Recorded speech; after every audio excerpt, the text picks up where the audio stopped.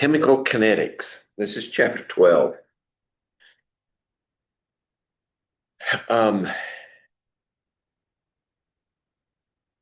if you ever take a physics course, the first thing that physics does after they introduce the basics of science and all that stuff that we've done before, um, they introduce the topic of statics.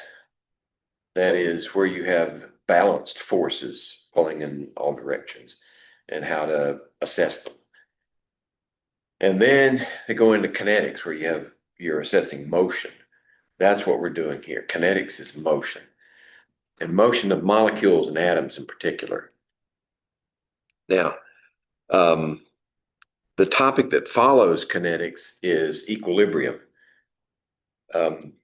Historically speaking, a mathematical and theoretical understanding of equilibrium came first because it was simpler to describe. Kinetics took a little more time to get a useful understanding of chemical processes and how fast their rates of reaction. But we're taking the rates first because one of our goals is understanding, and equilibrium makes a whole lot more sense if you understand kinetics first.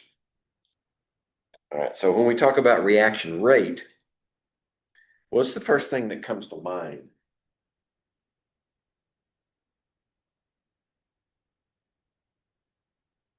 How would we measure reaction rate? How fast is a reaction going? How about an explosion? How fast does an explosion go? Relatively speaking, it's fast, right? How about let's see. How about popping an antacid into your stomach, right? Or dropping. I'll tell you what. Dropping a let's see, what are they called? Anybody in your family have dentures? No. Clean your dentures with these little tablets. Put them in the water and they fizz. I use those to clean my retainers. Okay. So there's a chemical reaction going on there. You're releasing gas. Now, is that a fast reaction? It starts pretty quick, but it's not as fast as an explosion. So what I'm getting at here is how we would measure a reaction rate is either the appearance of products or the disappearance of reactants, right? Because in order for a reaction to go, we have to move from one side to the other. So a change in concentration of a reactant or a product over time is how we measure the rate of a reaction. So we would say with a different marker, rate would be let's see, and we work in terms of concentration because absolute amounts are so variable and indistinct that we can't quantify them. So we have to work in terms of concentration. So we'd say change in concentration would be final minus initial. Right? So we would say, let's use something familiar like molarity. Right? Molarity of A, initial. Molarity of B, excuse me, get it backwards. Final. It's always final minus initial. That's our change in concentration. And then over time. So final time measured minus initial time measured. Let's see, we better use, that looks like temperature, doesn't it? Final minus initial. Okay. So we represent that as a change in concentration of something. We're calling it A over a change of time. Okay. I think I need fresh marker.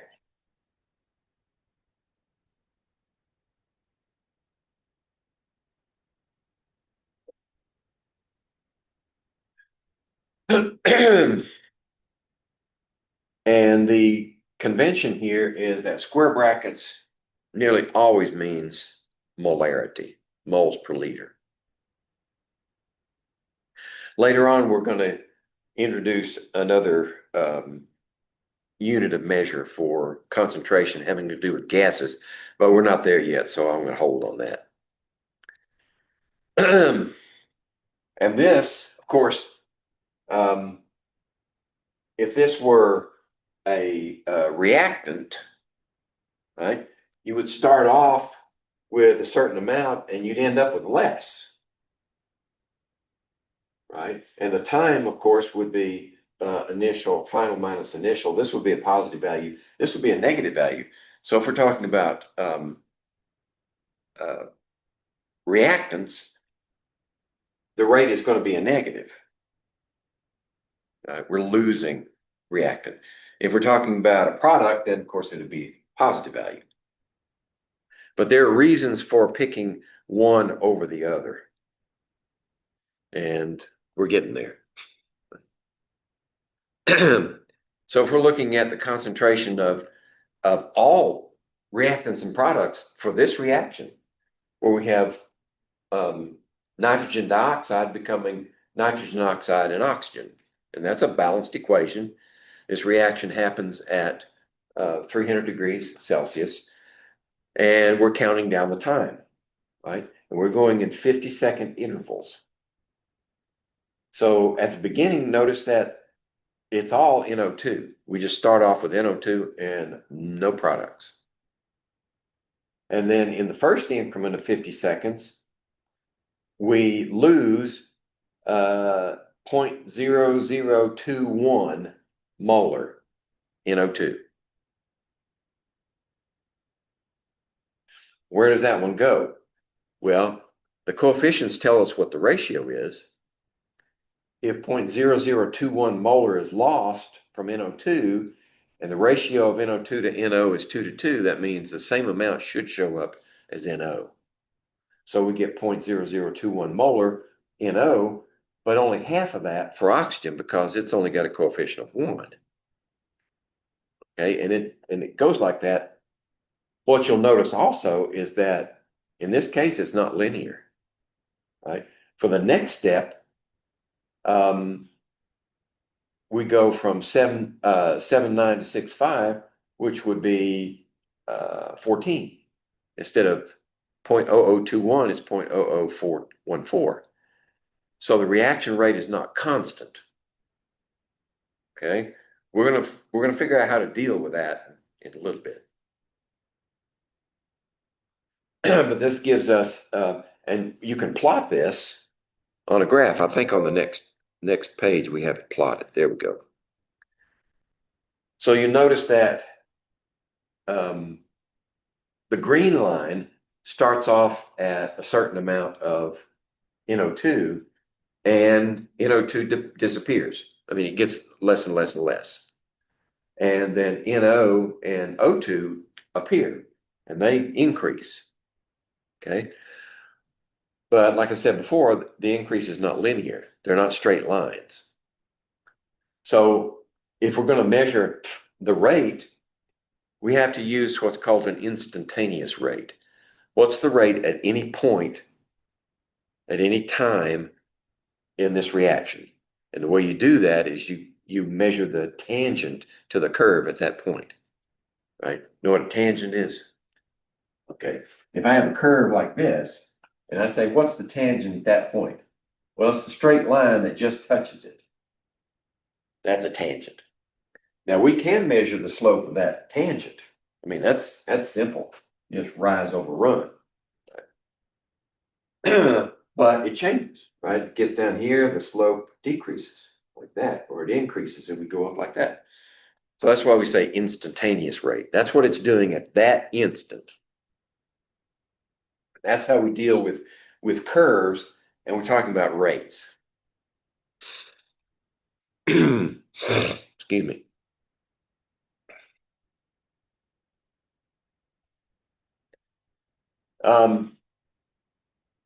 And I already said that.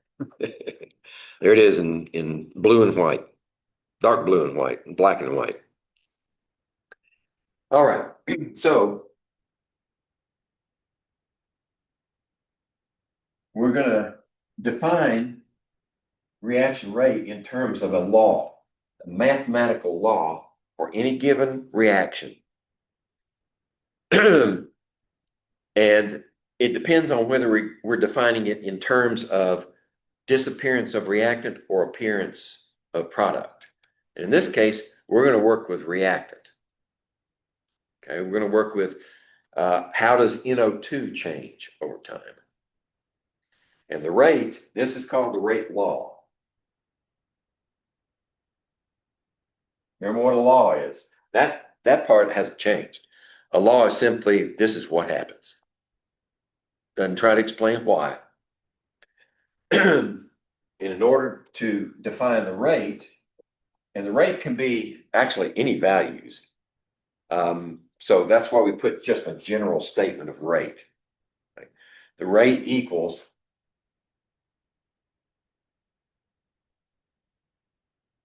the concentration at any given time to a power of n. That's called the order of the reaction, the order of that reactant.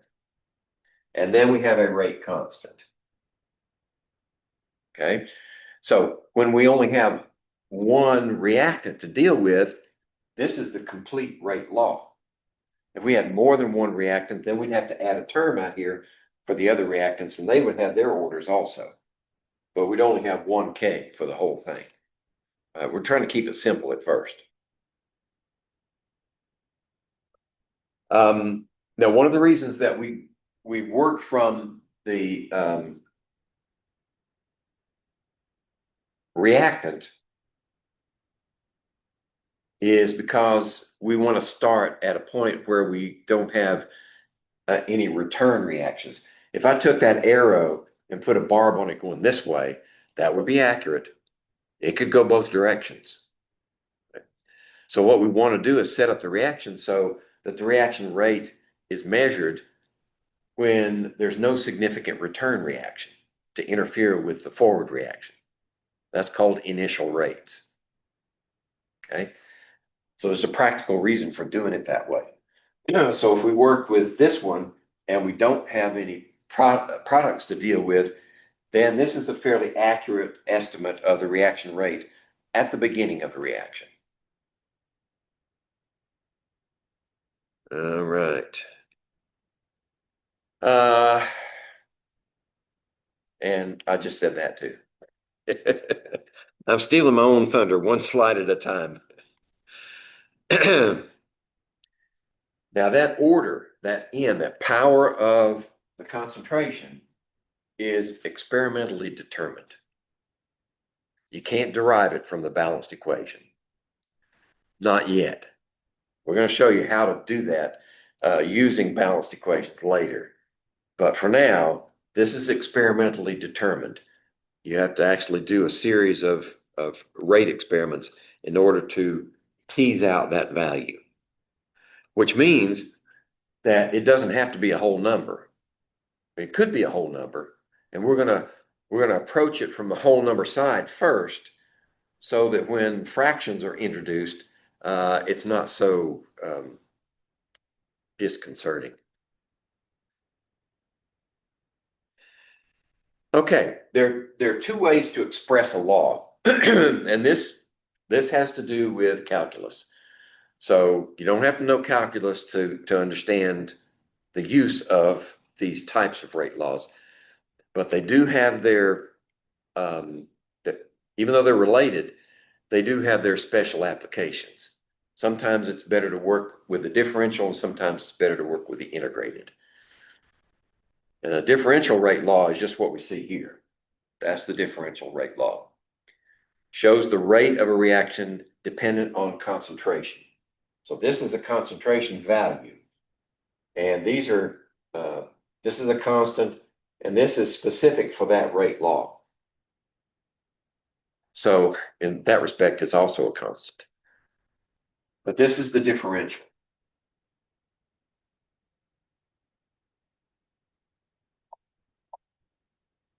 Differential rate law. The integrated rate law shows the relationship of concentrations of, in this case, our reactant to time. How does that change over time? And there's examples. The integrated rate law depends on how we treat this one.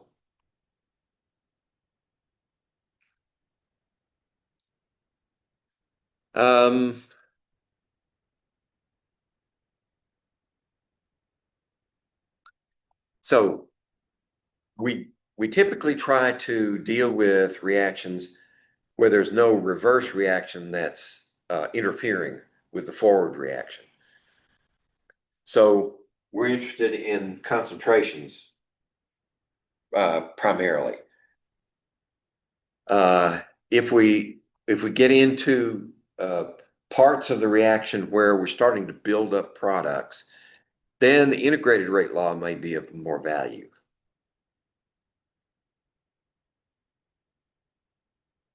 And if you can determine one of them, then you can derive the other one.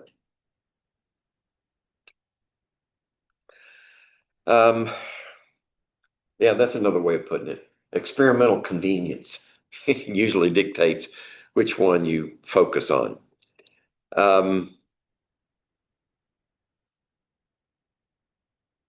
Let's see, is there something special about that one? No.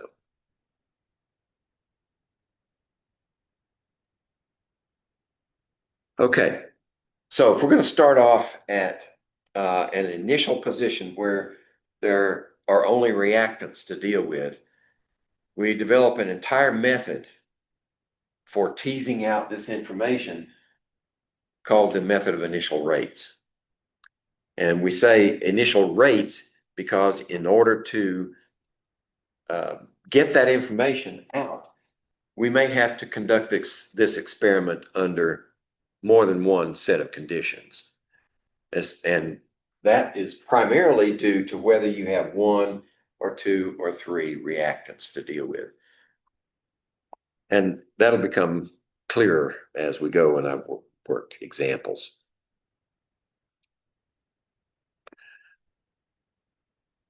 Okay, so here's an example where we have two reactants. Okay, so if we're going to write the rate in this case, we have a rate constant, and then we have the concentration of A to some order, and then we have concentration of B to some other order. Now this is the order with respect to A, this is the order with respect to B. The overall order equals just N plus M.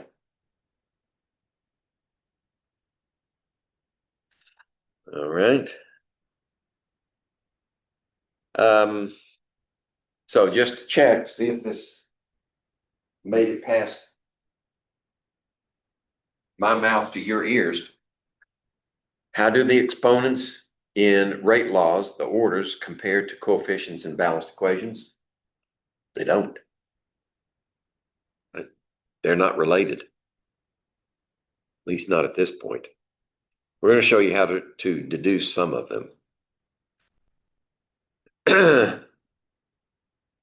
And here's the overriding explanation for why they're not related. The balanced chemical equation is an expression of stoichiometry, another mole ratios of reactants to products. It doesn't say anything about how you get from one to the other. In other words, it says nothing about rate. So the coefficients are only an equilibrium situation. And we're gonna get to use them in the next chapter, in chapter 13, when we talk about equilibrium. Then you can use the balanced equation to derive an expression for the equilibrium of the reaction. But under these conditions of kinetics, they're not related. All right. So now let's talk about some major types of chemical reactions in terms of reaction rates. And when we say a zero order reaction, it is exactly that. Right? If we look at the rate law, we have K and A as our reactant to the zero order. Right? So that means, right, anything to the zero power is 1. So the rate is dependent only on the constant. It has no, there's the concentration has no bearing on the rate. Right? In fact, it should be a straight line. As the time increases, the concentration decreases no matter where you find it on that line. Okay, so this is the differential rate law. The integrated version of that, which introduces the term for time, right? Notice that time's not here. But the integrated rate law does give us a way to find out the actual concentration at any given time if we know the initial concentration. Okay. That's initial concentration. This is what concentration at that time. So this is the integrated rate law. Now, the nice thing about the integrated rate law is it looks like a straight line equation, y equals mx plus b. So if we drew the graph for the integrated rate law, put time down here, of course, for x, and then y is concentration of A, then the slope would be negative. Just be a straight line like that. Now, as we continue through, we're going to go through zero order, first order, and second order. And if you're trying to decide which is the correct order for your reactant, you just plot the values based upon the integrated rate law for each one and compare them. Right? The one that has the straight line is the one you're looking for. So if we get a straight line out of this set of data over time, then we know it's zero order for that reactant. Okay? And there's a picture. Now, how do we calculate the slope? You simply take the value here, at time t, right? Final measure minus the initial. So it'd be like this. So this would be change in A. And then you would go from here to here. And this one would be change in T. Okay. And then you just ratio them. And that gives you your slope.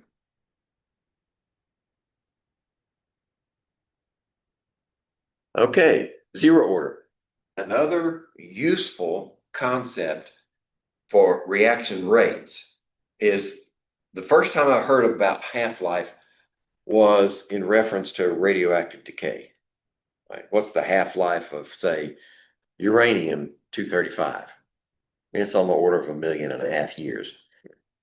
It takes, and the concept is the same for both radioactive decay and for chemical kinetics, is how long does it take for half of the original amount to disappear?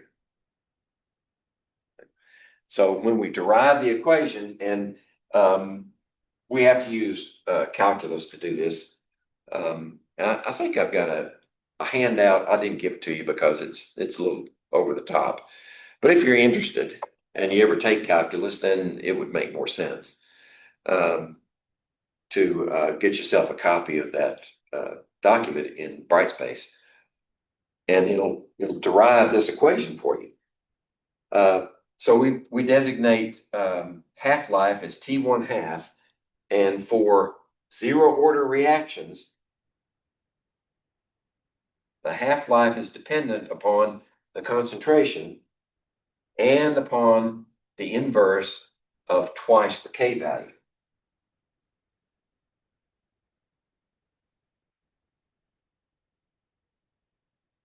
So that means as the reaction progresses, the half-life gets shorter. It takes less time for half of it to disappear. All right, that's zero order reactions. Oh, I did put a slide up there. Okay. This is the derivation of the half-life for, and we start with the integrated rate law. And actually, I didn't need calculus for this one. I thought I had used, I guess, okay, that's good. Not quite as complicated, but that's how I ended up with half-life for a zero order reaction. You don't have to know that. I just put that up there for curiosity.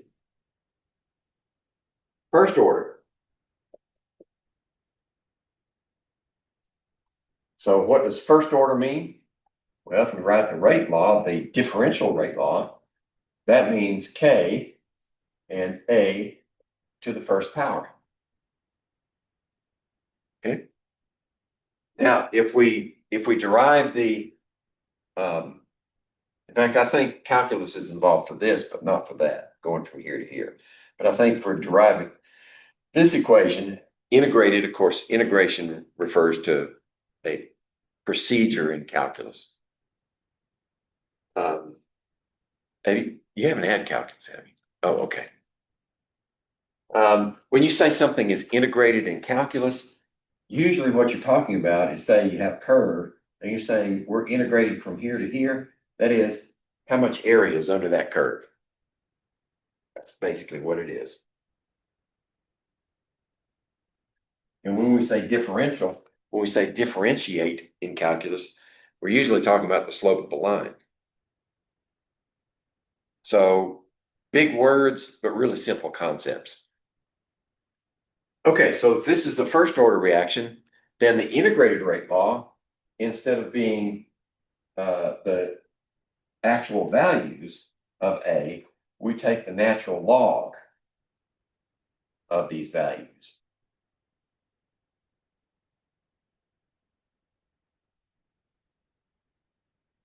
Okay. So now if we plot these, and here we have what appears to be another straight line, we need to do that time versus the natural log of the value you get as concentration. And if you do that, then you get another straight line with a slope of minus K. So the slope here, slope here equals minus K, and the slope here also.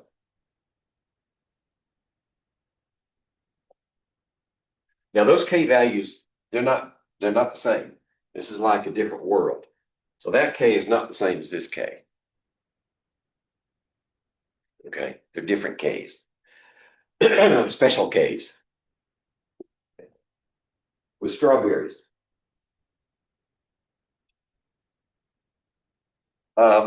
And the half-life for this one then, okay, there's a representation of the decomposition of N2O5 over time.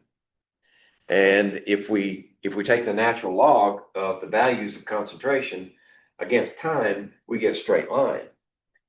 If we tried that with the raw data, we'd get a curve, right? So we know it won't be that one. If we plot it here, we get a curve. If we plot it here, we get a straight line. So we know it's first order with respect to N2O5. Now the half-life for this one, 0.693 over K. Right? Notice that the half-life for a first order reaction is not dependent upon concentration. It's only dependent on the K value.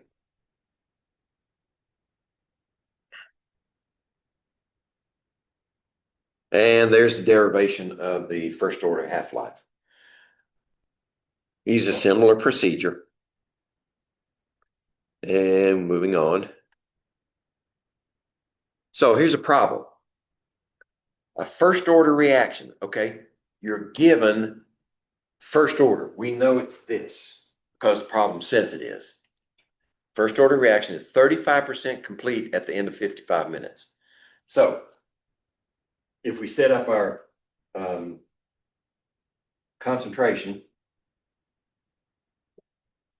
versus time,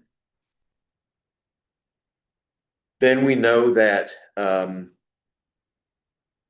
after 55 minutes, 0 to 55 minutes, you're 35% complete. So if you have a value here of some initial A, then at this point, what's left over? If it's 35% complete, you got 65% left over, don't you? Yeah. So it'd be 0.65 A0. Okay. So what's the K value? Well, this takes a little mental gymnastics. We know it's this one right here. So that's where we start. We start with this one. We know what, well, we're going to ratio A to A0 because we know that if we have that ratio of A to A0, we know that A now is 0.65. A to A0 is 0.65. Okay. The concentration here, actual concentration versus what it started at is 0.65. Right? Because this is what we actually have left over. This is where we started, and we know that that ratio then is 0.65. So what we have to do is change this equation. That's what I've done here. Take that equation. We want to get a ratio of A to A0. Now, this is where you have to remember logarithms. Right? You remember logarithms? Kind of. Okay. Here's the trick in this equation. First of all, we put minus KT on one side, and we put the A's on the other side. That's the first step. Then we say, all right, what does the log of A minus the log of A something, log of 1 minus the log of 2, what is that actually? Logarithmic rules say that it's actually equal to the log of A divided by A0. Okay, usually we go the other direction. When you have a quotient and you want to separate them out, you say, well, it's log of A minus the log of A0 because it's in the denominator. But we're going backwards. Right? So now we have our ratio. Well, the ratio is the log value. What we need is the actual value. So what does the log of, well, let's do it this way. Let's keep it simple. Let's do generic. Say the log of X equals Y. Okay. So what does that mean? Well, it depends on the base. Remember what the base of your log is? That's what this is to the power. So in the natural log, the base is E. In common logs, the base is 10. Right? So our base here is E. And you don't have to know what E represents. It's just a number. Okay, so what does this mean? This means that X is actually E to the Y power. Okay, that's what logarithms mean. So if we put E to the Y power here, E to the Y power, that's equal to X. Sorry, my thing's in the way. So if we use that for what we've been doing here, then that means E to the minus KT is equal to our ratio. Okay? So that's how I got to that point. All right. So next step is to say, what is a divided by A0. That's 0.65. So at 55 minutes, we have 0.65 equals that ratio. And if we plug it into our equation, now we have let's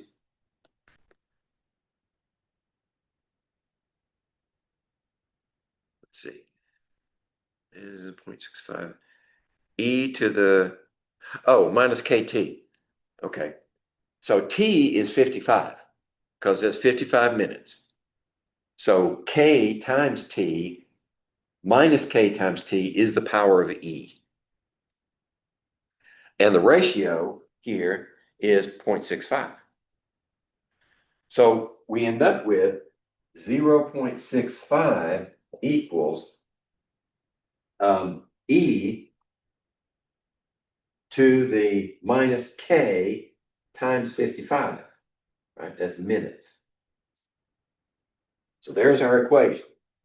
Now, how do you solve that? Well, we go backwards. We make a logarithm out of it, right? So you can either say the natural log of 0.65 equals minus k. Or you can say the log of just take the log of both sides. Either way works. But we end up with the natural log of 0.65 equals minus k times 55. Now we have an equation in one unknown, right? We can solve for k. So k is equal to 7.8 times 10 to the minus 3 reciprocal minutes. Okay? It takes some practice and remembering what logs do. Second order. Okay.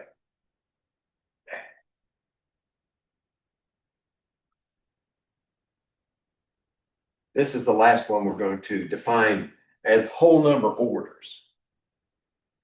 Remember I said orders can be fractions, but for our introduction here, we're characterizing whole number orders.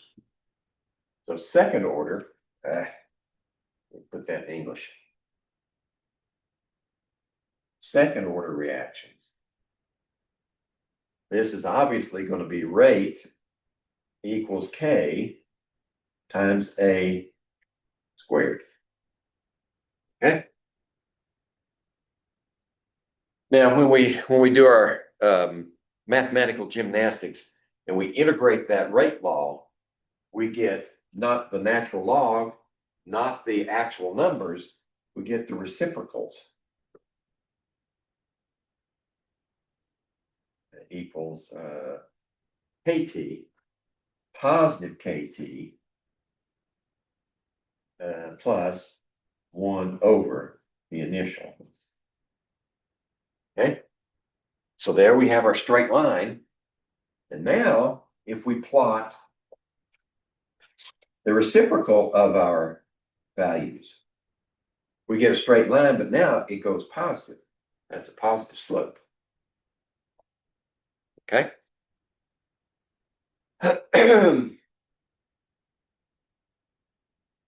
Now, the other thing that I didn't mention is, since this is a straight line, where does the line intercept the y-axis? At this point for this one, at this point for that one, and at this point for that one. It would cross the y-axis there, there, and there. So remember, when it crosses this axis, you're reading the log of A. If you want to know what A is, you got to take the anti-log of it. Or if it crosses down here, it gives you a number, which is the reciprocal of A. If you want to know what A is, you have to invert it. Okay. Don't forget how you're building your equations and your graphs in order to use them, read them, because you got to remember what you put in before you can get out what you want.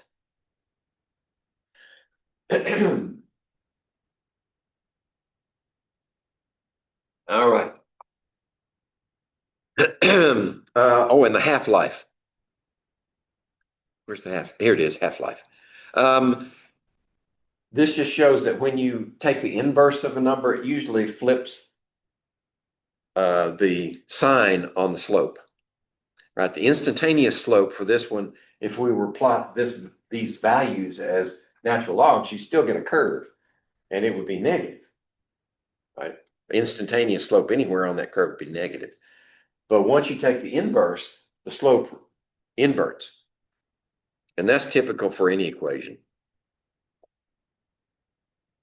any set of data. The half-life of this one, T over half, is equal to 1 over K and A0.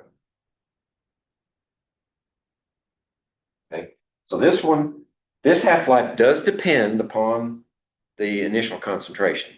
And this initial concentration could occur at time 0. It could occur at time 10 minutes. Just depends on the reaction. So we can derive this information from initial rates experiments, but we can apply it to the entire progress of the reaction.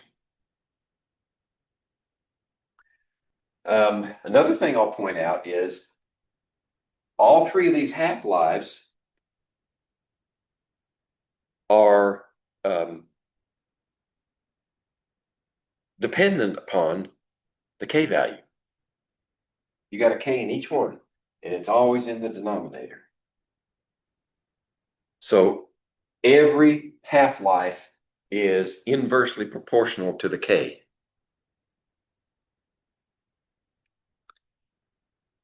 All right, and there's the derivation of the second order K, half-life. The nice thing about half-life equations is sometimes it's easier to run a reaction and find out how long it takes for half of it to disappear. If you know how long it takes for half of it to disappear, and you also know the order of the reaction, then you can derive the K value from that. So we can attack a problem from multiple directions and get our answers. All right. Now, the problem with working problems at this point is I'd like to keep that information up there, right? But I can't work problems when I've got my board covered like that. So here's what I'm going to do. I'm going to set up a table, order here, 0, first, second order. Then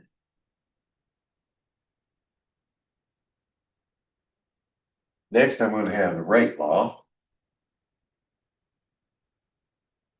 Actually rate laws, because I'm going to stack rate equals K. That's it. 0 order is rate equals K. And then also A equals minus KT plus A0. And then half-life, let's see, I can put that in here. Rate laws and half-life. Save a lot of room. So now we're going to put half-life, T1/2. This is so we can reference these various formulas. And then I'm put the first order, let's move it down a little bit. First order is here, and the rate equals K times A, and natural log of A equals minus KT plus natural log of A0. And then the half-life, 0.693, okay. And then the second order, Now I have more room to do stuff.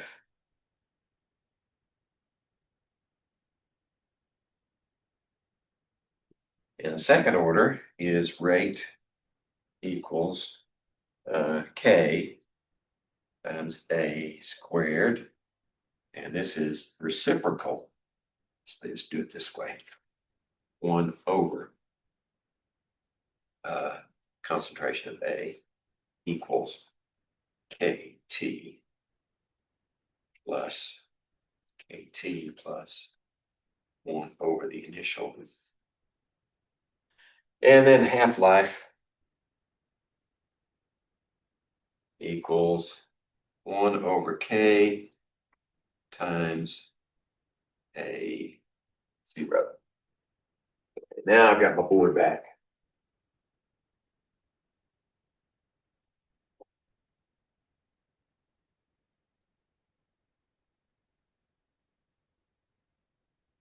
All right.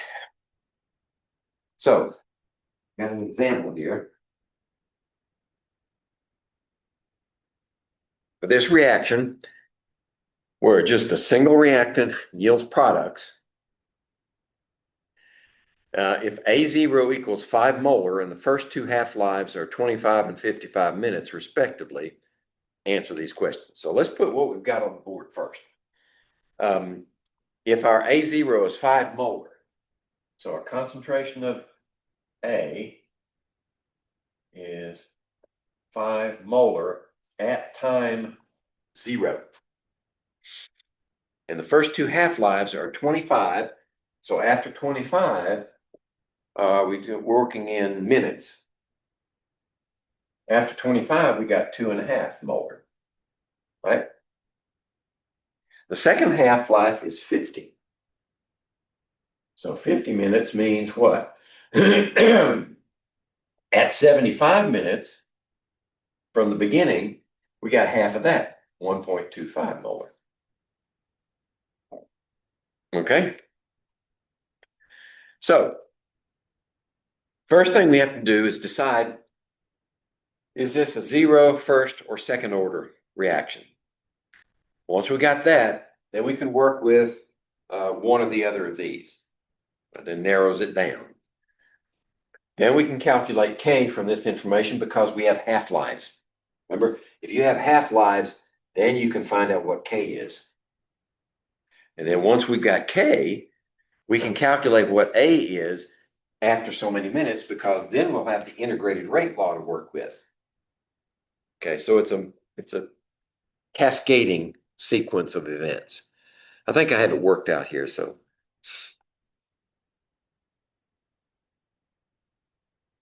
All right. The rate law cannot be first order because half-lives are dependent on concentration. Notice that the first half-life is 25, the second half-life is 50 minutes. So we know that this one cannot be it because the half-life is not dependent on concentration. The half-lives are dependent on concentration, and this half-life is not. So it's either this one or that one. Okay. That simplifies things by 33%. What would happen if the 0 order is, if the rate law is 0 order? Then the half-life would be A over 2K. Right? So if we calculate, we go like this, and we say, all right, so if we go, the first half-life is 25, and we're starting off with 5, then we've got our equation. There's 25 is the half-life, 5 is the concentration initially over 2K. Calculate K. K is 0.1, right? Do the same thing for the second half-life. Say, all right, now instead of 25, it's 50. And the initial is now 2.5. We're starting from here to go that half-life to here. Okay, so it's a different initial concentration. That's why the equation is set up the way it is. And if we solve that K, it's 0.025. Can't be. K is a constant, right? The K will not change. So we know it's not zero order either. By elimination, it should be second order. But we're going to do the calculations just to prove it, right? So if we take the second order and we try the same thing, right? So we've got 25 minutes for the half-life, starting at 5, and we get a value of K as 1 over 125. And we do the same thing for the next one. Half-life is 50, only we're starting at 2.5. Then the K is 1 over 125. So that's our proof that it is second order, right? And we have the K value. So there's the rate law. There's our K value. And then we want to find out what is A after 525 minutes. Well, we know this equation is the operating one right here. We know the K value. If we take the initial value as 5 molar, put it in here, then we have an equation in one unknown, which is the A value. And then we solve for A. So that's what we've done here. Set it up with 525 as our time. Initial is 5 molar, and we know the K value. We solve for A. We find that after 525 minutes, we should expect to have 0.23 molar A left remaining. Okay? I know it makes a whole lot of sense when you see it right there, but go home and think about it again, and it tends to get foggy.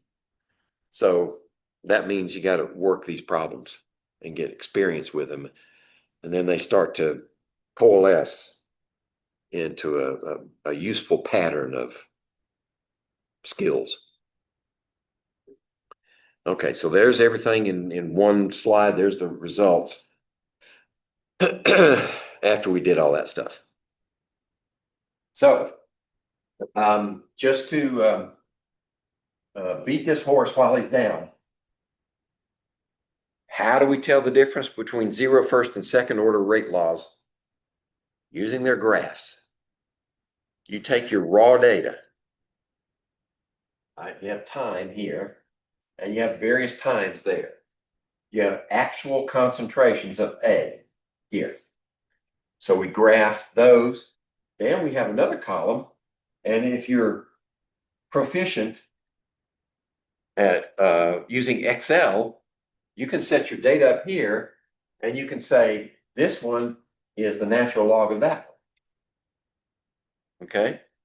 And once you've said that, that's a relative reference. You can just copy all the way down, and it'll do natural logs of everything. It's over here.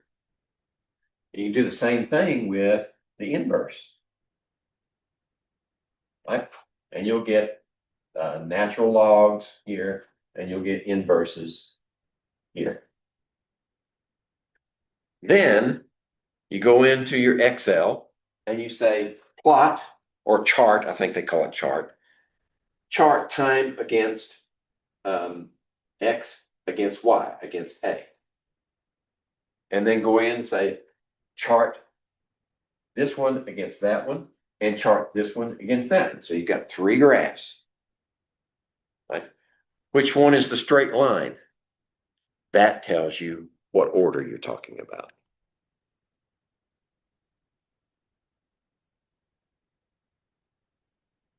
Okay? And that's what we're going to be doing for the kinetics lab in a couple, 2 or 3 weeks. Next week, we're going to do molar mass by freezing point depression. It's a very simple lab, just as usual, interpreting the data is where the trick is. Okay. So that's how you use what we've learned so far to determine the rate law for a single reactant equation or single reactant kinetics. But there are a lot of reactions that have 2 or more reactants. So how do we deal with those? Well, first we have to write the law, right? Rate for a reaction that has two reactants, like I did before, K equals, excuse me, rate. Rate equals K and A, N and B, M. Notice I don't put a little a or a little b up there. That would imply that we could use coefficients for that, but we can't. Okay.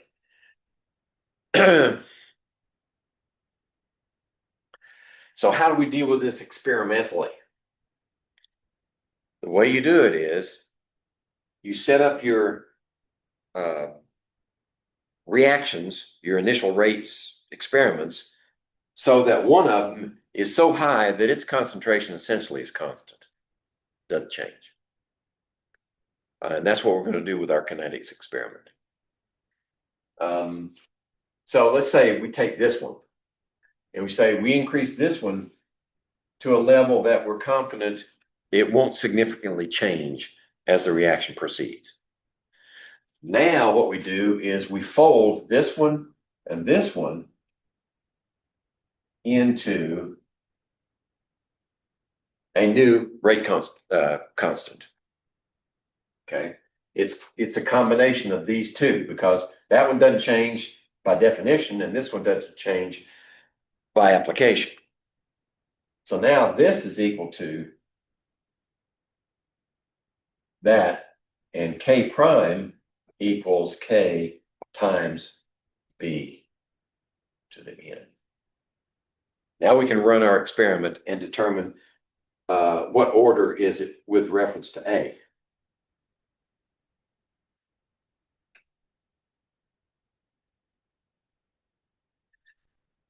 Okay, that's as far as we're going to go right now.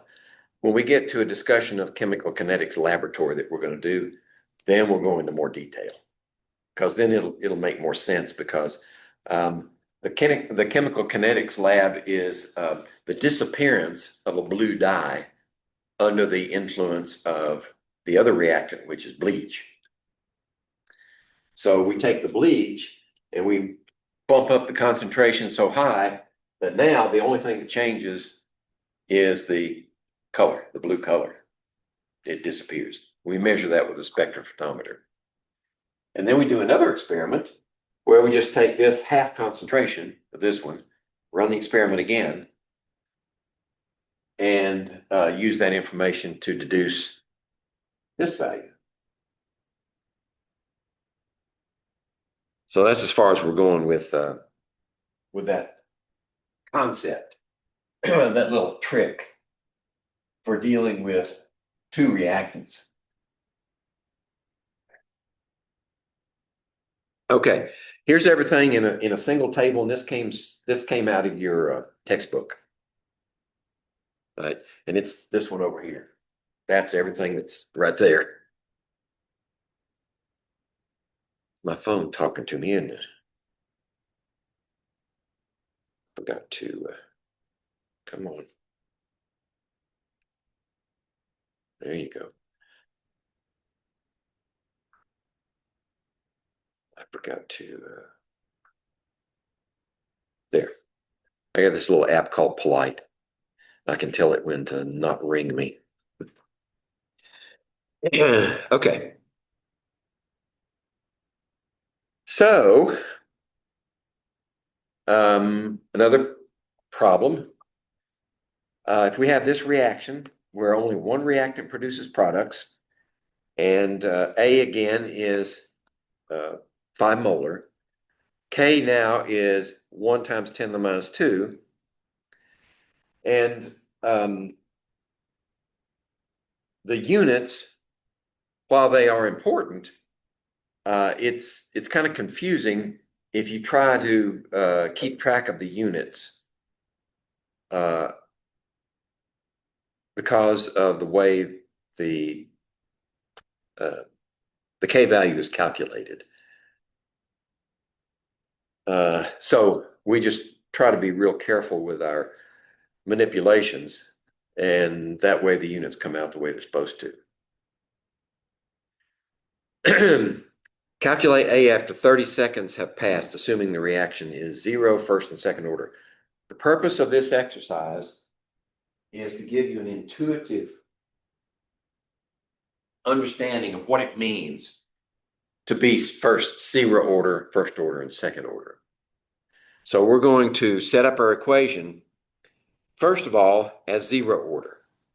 So there it would be 0 order. We're given the K, we're given the initial amount, and we can calculate the final amount. So 0 order, after 30 seconds, we have 4.7 molar left, right? So that's a relatively slow reaction. We have a lot left over. If we do the same thing for first order, then we use a different equation. We use the natural log equation and calculate A with this one. Now the concentration, if the reaction were first order, we'd have less left over, right? 3.7 molar, which means over the same span of time, the reaction proceeded faster. If we do the same thing for 0 order, then we find that we have, after the same amount of time, we only have 2 molar. So first order is faster than 0 order. Second order is faster than first order, right? No big revelation. Now we're going to talk about this method of initial rates. How does it work?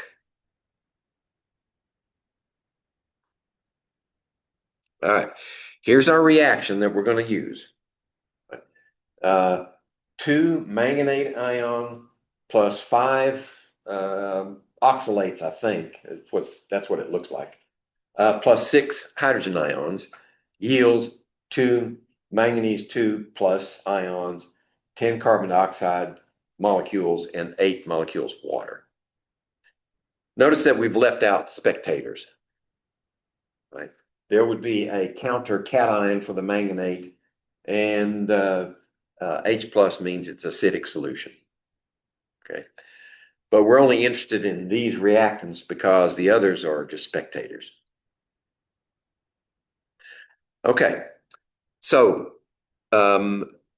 we've got 3 reactants in here. That means we're going to have 3 terms in a rate law, one for each one of the reactants. We're going to write the rate law in terms of disappearance of manganate, disappearance of oxalate, oxalic acid, and disappearance of hydrogen ions. Okay. So the way I set it up is I write the equation here, at least as far as to get all the reactants in here, and then the products don't matter. And then under each one, we have concentrations. Right? So I would write it this way. I would put rate over here. Then we would have, they put rates on the other side. I always put them on the left-hand side. And then we have manganate ion concentration here, and we have H2C2. It's an acid, H2C2O4 here. And then H plus here. And we'd have concentrations, right? 1 times, 2 times, 2 times, 2 times, and 10 to the minus 3 all the way down.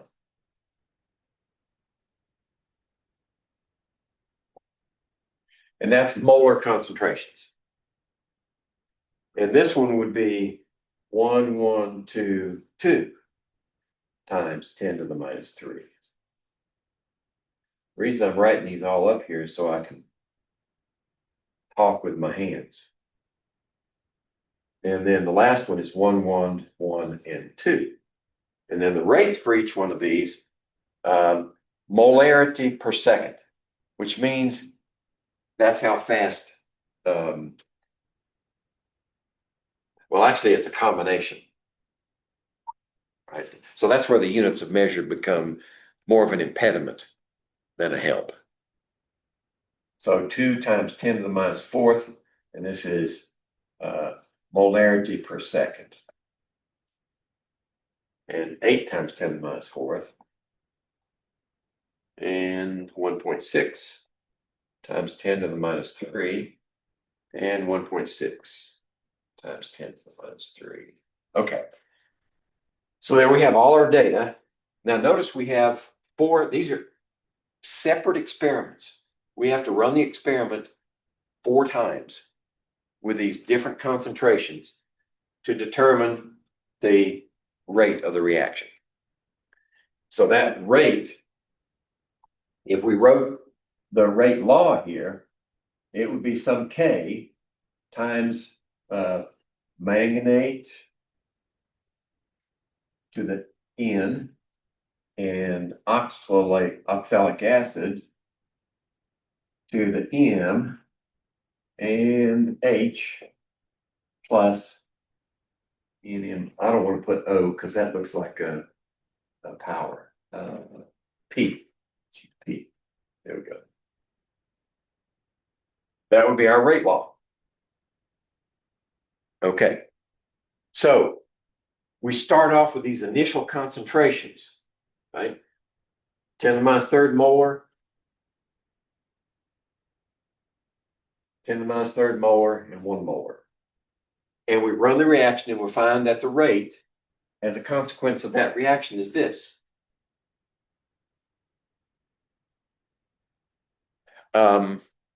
Initial rate. All right. So if you have 3 factors or 3 reactants, you're going to need 4 experiments. And that's so that you can have reactions that you can compare 2 of them where these are constant and these vary.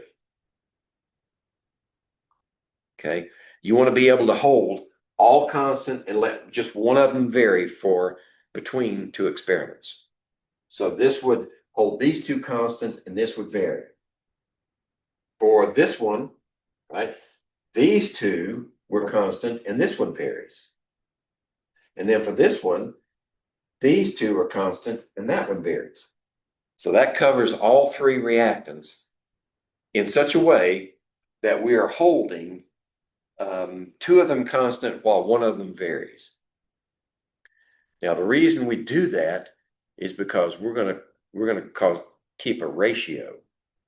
We're going to say the rate law under this condition gives us that rate, and then we're going to write these terms in here.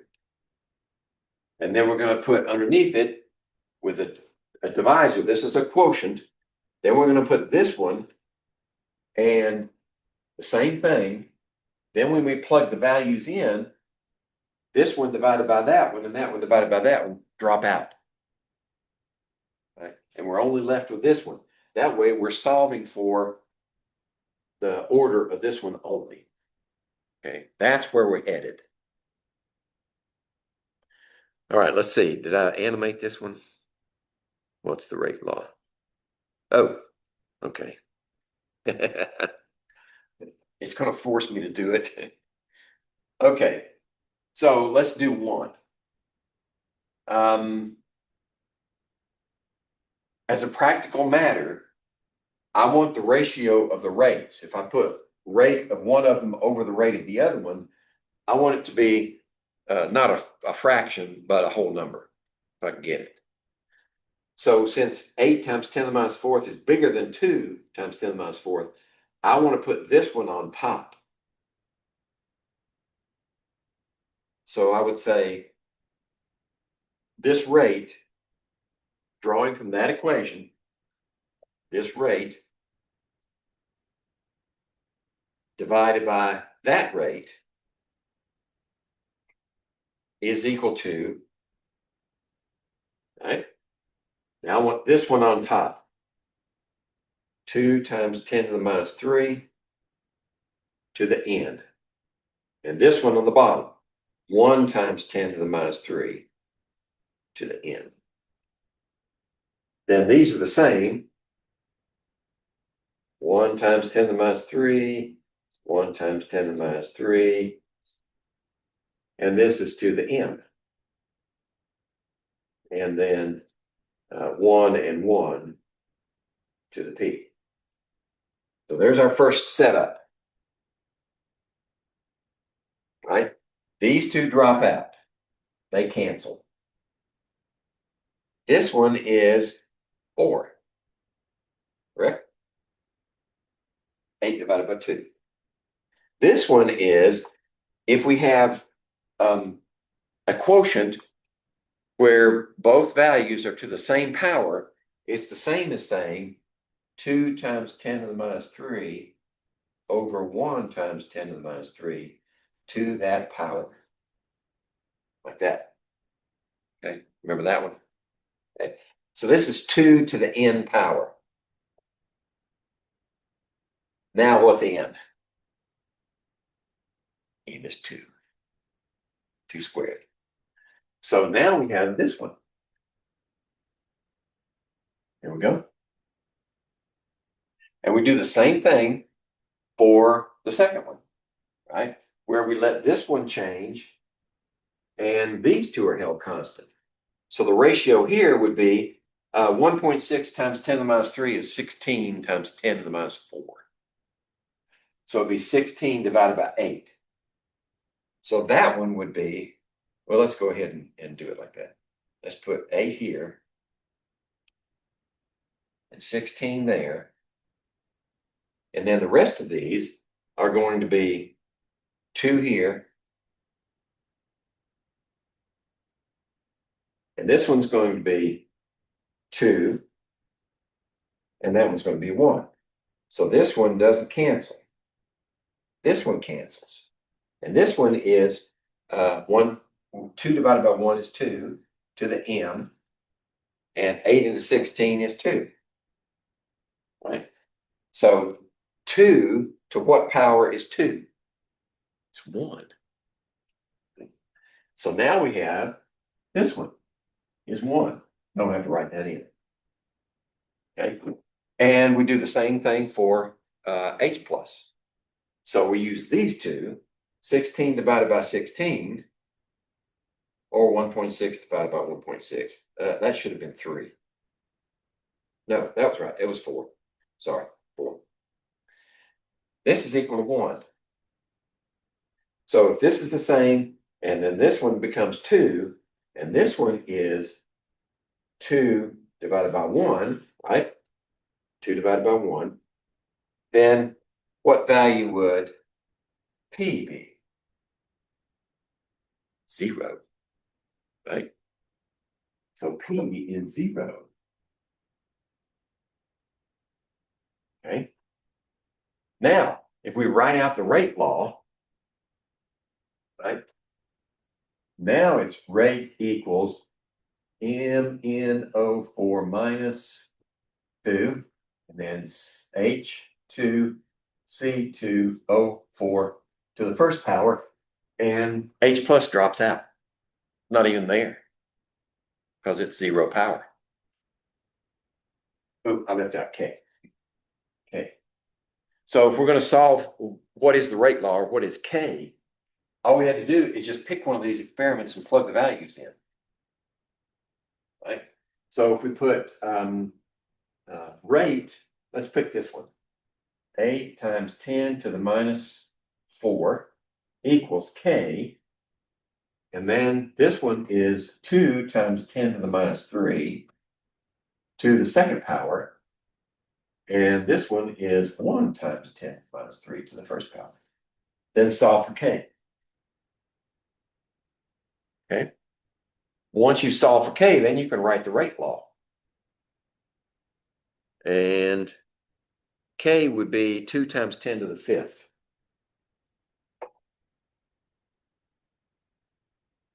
So that's what the rate law looks like. I know it's a lot of work. So you have to be very methodical about it. All right. Now, up to this point, this has been purely experimental. We had to be experimental because we could not relate the stoichiometric ratios in the balanced equation to the reaction rate in any form or fashion. But now we're going to talk about mechanism. What is a reaction rate mechanism? First, we have to realize that if we have an equation like this, and say like that, this is the overall. That goes to that overall. But right in here is more than likely, very rarely, more than likely, it's multiple steps. There's stuff going on there that you can't see. We can see, we can visualize some of them now with fast laser and computer systems. But when this was first proposed, the reaction mechanism, this was the understanding was that there must be something going on in there because the complexities of a reaction from this side to that side, it's just too great to have happened in one step. It just didn't make sense. So scientists, chemists started working on this problem, assuming that multiple steps were the only way you could do it. And with lots of work, lots of repeated experiments, and consensus among scientists, we've come to the conclusion that they were right to go that route. So a mechanism has in it at least two elementary steps. Right, here's an example. Overall, we're going from nitrogen dioxide plus carbon monoxide yields nitrogen monoxide plus carbon dioxide.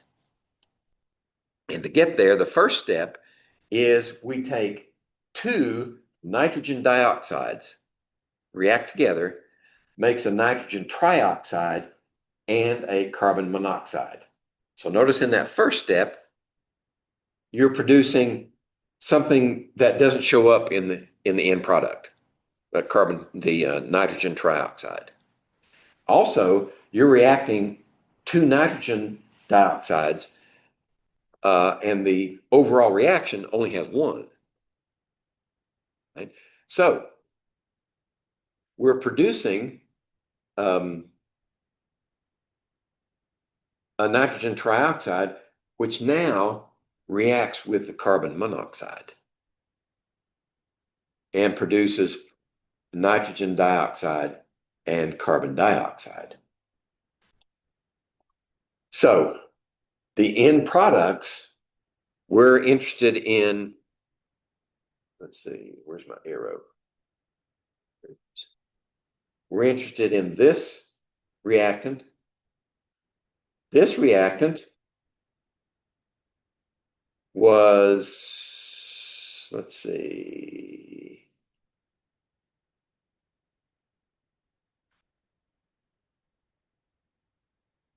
oh, okay.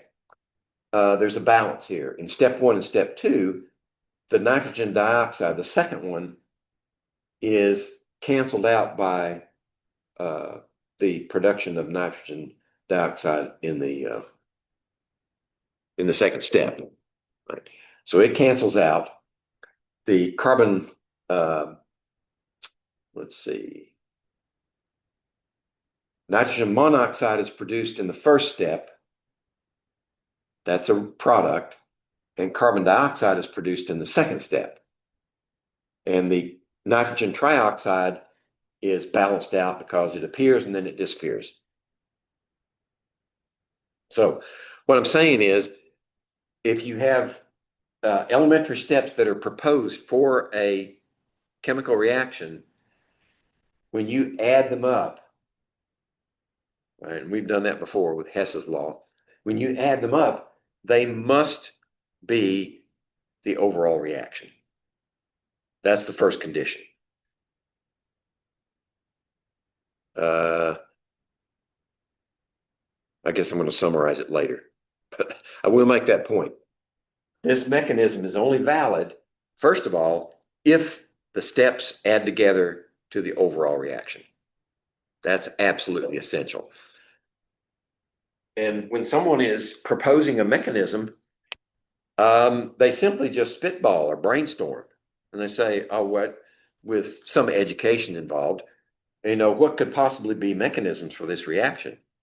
And they just write down this mechanism, that one. They have a whole bunch of them. And you say, which ones are completely off the wall, right?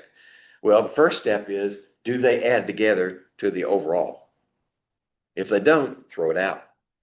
Can't be. And then there are other steps that you go through. You try to take you do Occam's razor. The simplest one is usually the right one. Okay, elementary steps. This is known as molecularity.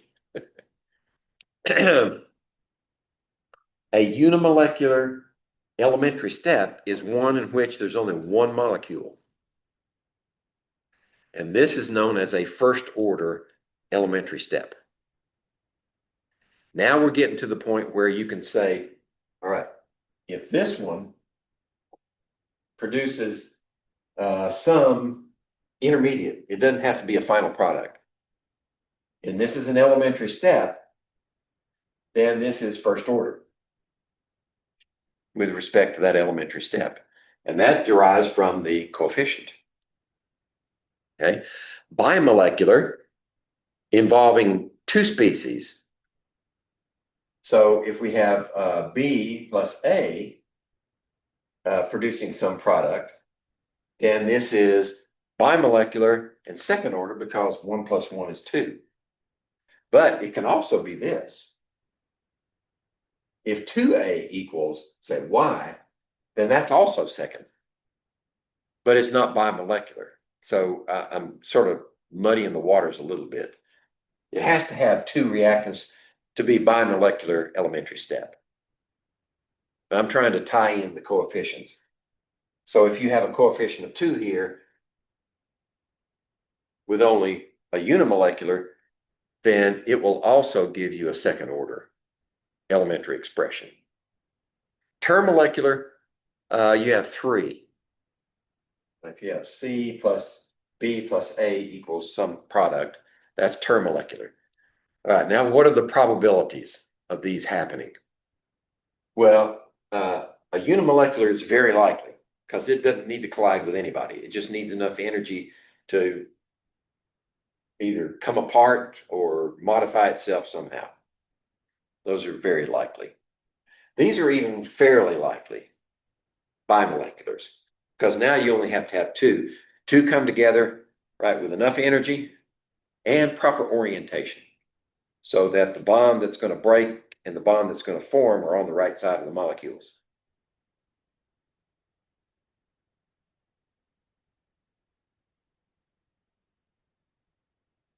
Termolecular, very, very unlikely. What's the probability of 3 molecules coming together with sufficient energy and properly oriented for that elementary step to occur? It's almost nil. We don't go to termolecular unless there's no other way. It's always unimolecular or bimolecular in these elementary steps.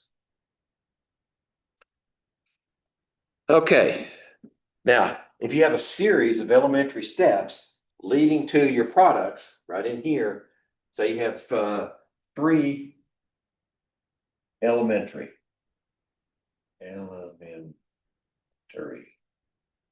steps.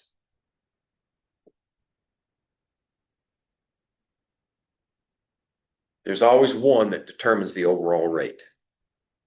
Right? They're not all happening at the same rate. Each elementary step has its own rate, and the slowest one determines the overall rate. So the rate of the overall expression for this rate is dictated by the slowest one of the elementary steps. That's all we're saying. It's the weakest link, so to speak. Since we know that, if we have a proposed mechanism with several elementary steps, then we can relate the overall rate law to that step, because that's the one that determines the overall rate. That's the connection between elementary steps and the overall rate law, is that slowest step. That's where we make the connection. All right, I mentioned this one already. The sum of the elementary steps must give the overall balanced equation for the reaction. And the mechanism must agree with the experimentally determined rate law. And for that, we start with the slowest step, and then we build with the other steps. We dovetail in the other steps so that we can get an overall rate law that agrees with the experimentally determined one.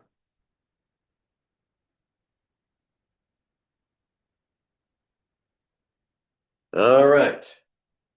So here's an example.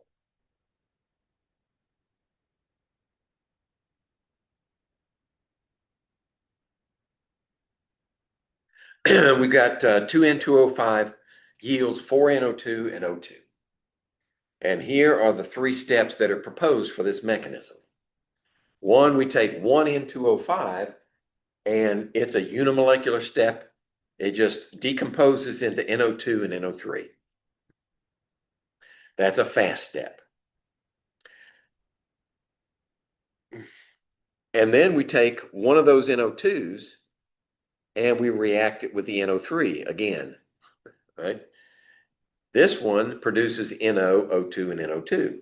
So that produces the O2 in the overall reaction, and it also produces one of the NO2s.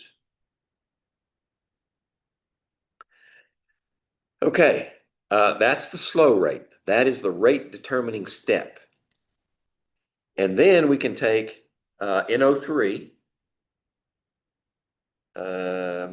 Let's see. Hold on a second. NO2. Well, we can take another NO3. That doesn't. Oh, okay. I'm sorry. NO3 is not in the overall reaction. We produced an NO3 and used one of them. It's going to take more than one. Right?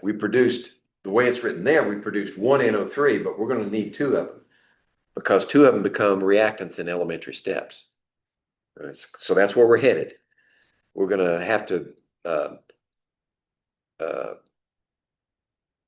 modify these equations so that they produce the overall.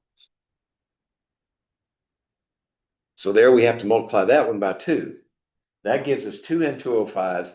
It gives us 2 NO3s, which we need for step 2 and step 3. And it also gives us 2 NO2s. Right? So we're producing 2 NO2s with the first step, but we're using one of them and we're getting it back. And then we get 2 NO2s with the final step. So overall, we have 4 NO2s. And if we cancel the ones that are on either sides of the arrows, and then we cancel some more, and we add them together, we should get the overall. 2N2O5s, 2 plus 2 NO2s, and then O2 in the second step. Notice that this fast step, the first fast step, is given in terms of equilibrium. In other words, forward and reverse. That's important. And then the last step is fast, producing 2 NO2s. And it essentially produces NO2 and doesn't go backwards. It's one way. All right, let me see. 10:45. Okay, we're into lab time already. I got till 12:20. So what I'm trying to show here in this concept check is how do we use the mechanism, the proposed mechanism, to derive a rate law for the overall equation? Because that derivation has to agree with the experimentally determined rate law in order to be a valid mechanism. Right? So the overall reaction we know is A plus 2B equals C. And the mechanism that's proposed is this fast equilibrium, A plus B equals D, and then a slow step, which is the rate determining step of D that we produced in the first step, D plus B equals C. So you'll see that when we add them together, we get one A, two B's, and a C, and the D's cancel. So that part of the mechanism is correct. Add them together, you get the overall equation. Yes, it meets the first condition. All right, next, I'm identifying the rates of the forward and the reverse reactions. The first one is K1 forward and K to the minus 1 backwards. Okay. And then for the second step, we have a K2. These are elementary step rate constants. Okay. They're not the overall. That's why I put subscripts in there. So the slow step is the rate determining step. That's where we start. So the rate equals K2 times the concentration of D times the concentration of B. And they have first order powers because their coefficients are 1. So 1 and 1. All right, that's where we start. But notice we can't use this rate law because it's got a reactant in there that's not in the overall equation. So we got to get rid of that D, concentration of D. Yeah, what's wrong with this picture? D is not a reactant in the overall equation. It's an intermediate. And I use that term accurately. Intermediate is something that is produced in one of the elementary steps and disappears before we end. So D is an intermediate.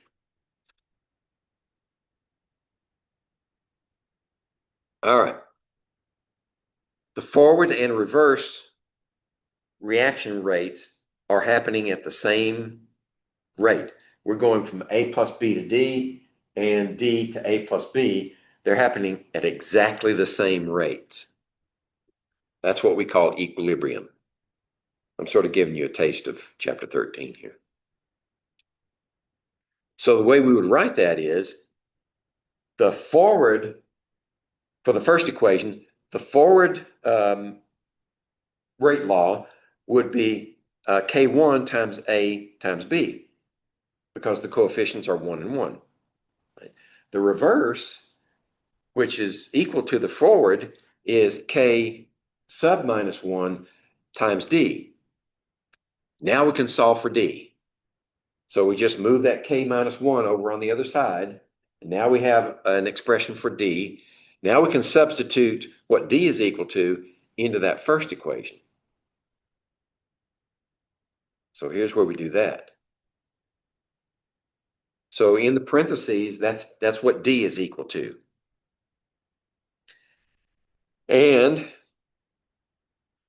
we get, let's see, on the next slide. What we're going to do is combine all the K's into an overall K.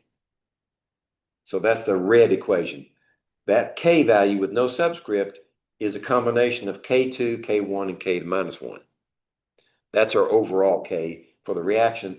And A remains the same, and B is squared. Right? So there's our overall rate law. Rate equals K times A to the first power and B to the second power.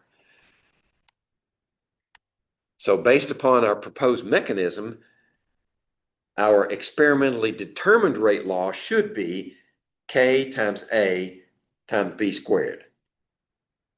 If it's not, then that proposed mechanism is false.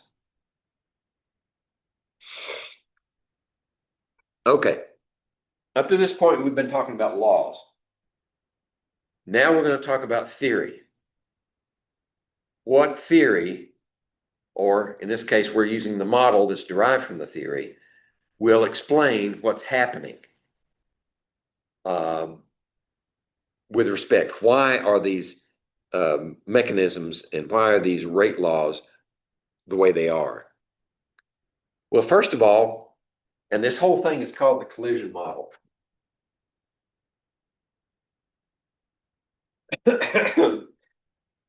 When you think that science is so complex and scientists think very deep thoughts, we try to we use the KISS model. Keep it simple, stupid. We try to go as simple as possible. And the collision model is a perfect example of that. Right? The first postulate for the collision model, molecules must collide to react. Right? That seems stupid, but it's true. Right? They're not going to react unless they bang into each other.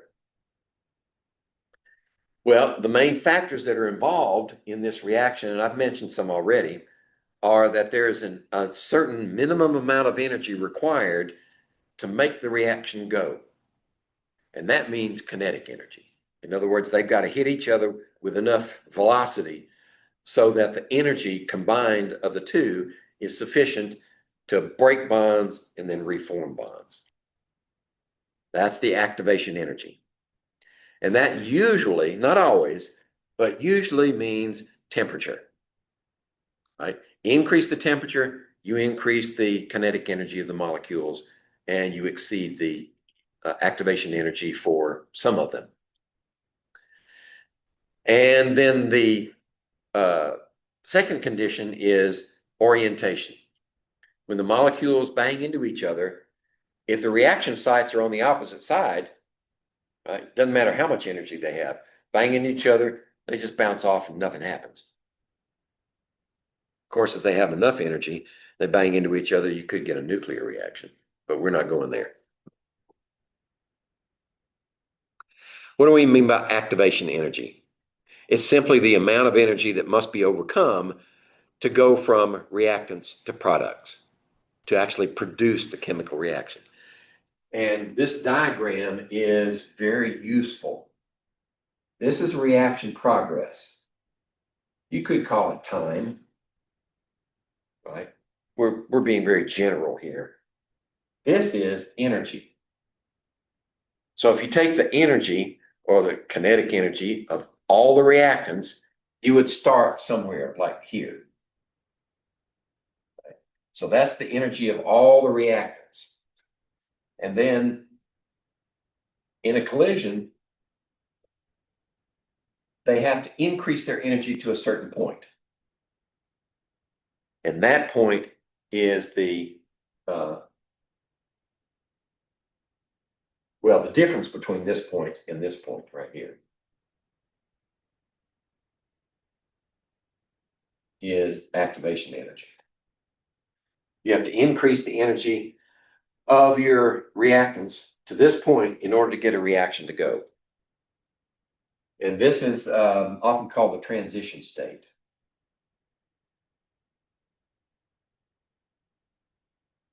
Right? At this point, it could go back or it could go this way. Just a hair more energy than that, and it goes over the top and the roller coaster runs downhill from there. And if we go down here like this, that's product energy. So the difference here is what we normally call enthalpy of that reaction, delta H. And this is final minus initial, which means that value is negative. So this is a diagram of an exothermic reaction. All right. Now, how about if we want to go the other direction? Say we turn it around and make products reactants. How much activation energy? Well, in that case, activation energy is here. It takes more to go backwards than it does to go forward.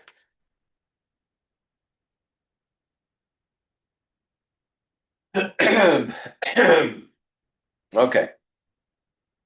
And notice that in the transition state, what they're trying to show, and that's kind of small, it's hard to see, but there are dotted lines between some of those atoms. Those are bonds breaking and reforming. It's a transition state.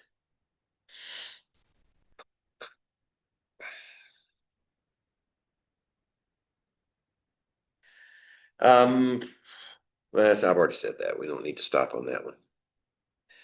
All right.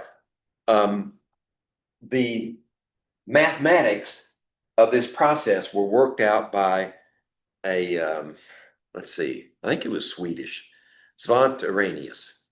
This is the Arrhenius equation, and it's true. I mean, there's nothing wrong with the equation. It's just that for our purposes, it's not very useful. So we need to modify it. What we find here is that these terms, where K is the rate constant, and A is some value that has to be determined experimentally anyway. This is the activation energy. This is the gas constant, right? It have to be the one with the joules in it, not liter atmospheres. 8.3145, I think. And then temperature is in Kelvin. Now, linear form of this equation, we can reduce this to a form that's more useful. So we have natural log of the K, in this case, is now equal to activation energy over R times 1 over T plus natural log of A. Okay, so that looks like a straight line. That's much more useful. If we do a series of experiments, right, and we determine the rate constant at different temperatures, then we can plot the natural log of the constants against the inverse of the temperatures, and we get the slope of the line, which is a negative E sub A over R. That means this number, whatever this number is equal to that value. R is a constant. We can calculate E sub A, the activation energy for the reaction. Okay, and then wherever it intercepts is the natural log of A. So you can determine what that A term is also from this data. There's an example for some reaction. I don't know what reaction it is.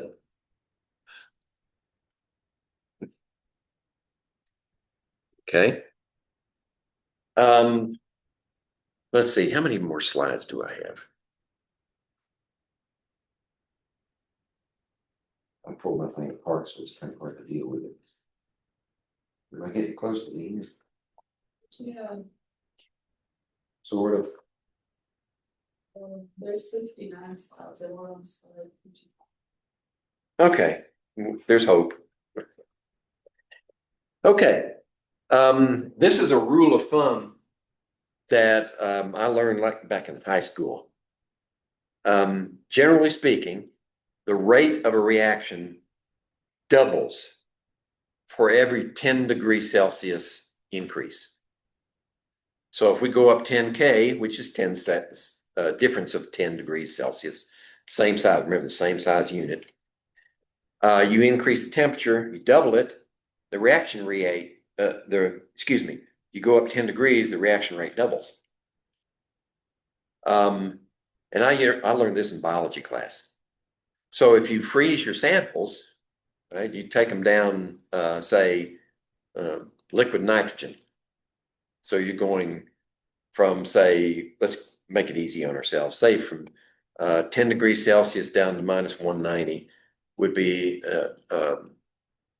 200-degree difference. So you're going how many tens? You're going 20 tens, right? So that would be a half to the 20th, 1 over 2 to the 20th power. So essentially, you're shutting down all chemical reactions when you do that. That's why we freeze things in liquid nitrogen. Well, for two reasons. One is it's very cold, no reactions, right? You can store your embryos forever. Right? And we freeze them fast. The faster you freeze something, especially if it's aqueous solution, the faster you freeze, smaller the crystals. If you freeze slow, the crystals have a chance to grow big. And if they grow big enough to exceed the size of the cell, they'll punch a hole in the cell and let your contents out. So when you thaw it out, you got nothing but mush. That's why if you slow freeze a beef patty, right, when you thaw it out, it's going to be yuck. So you freeze them really fast.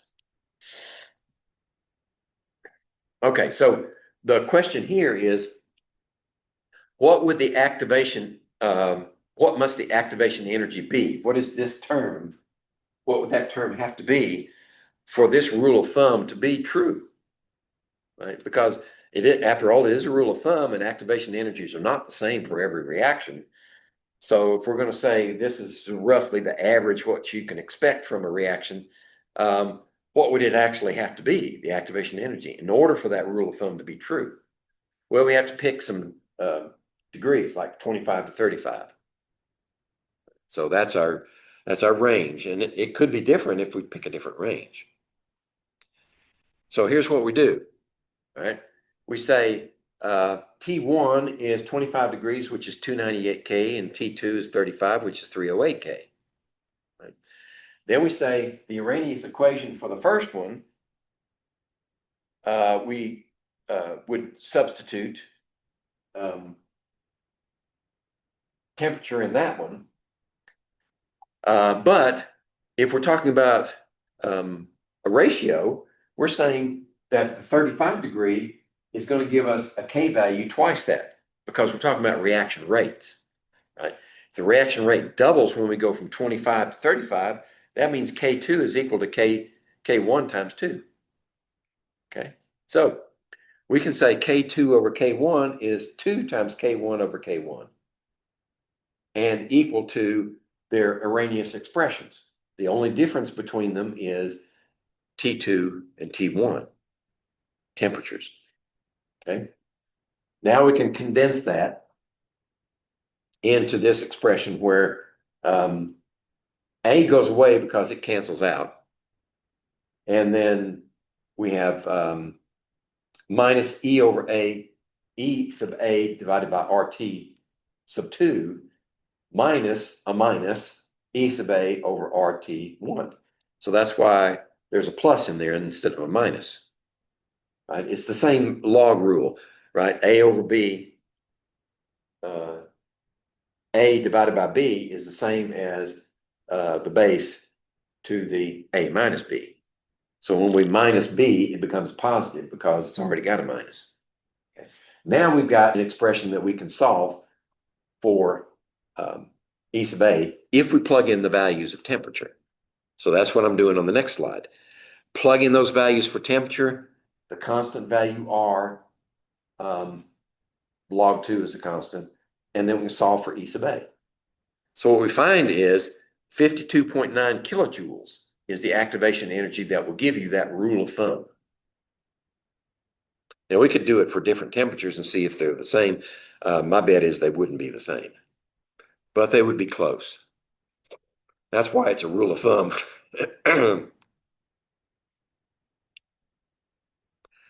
All right, now let's talk about catalysts. When we were looking at mechanisms, I mentioned the concept of the intermediate.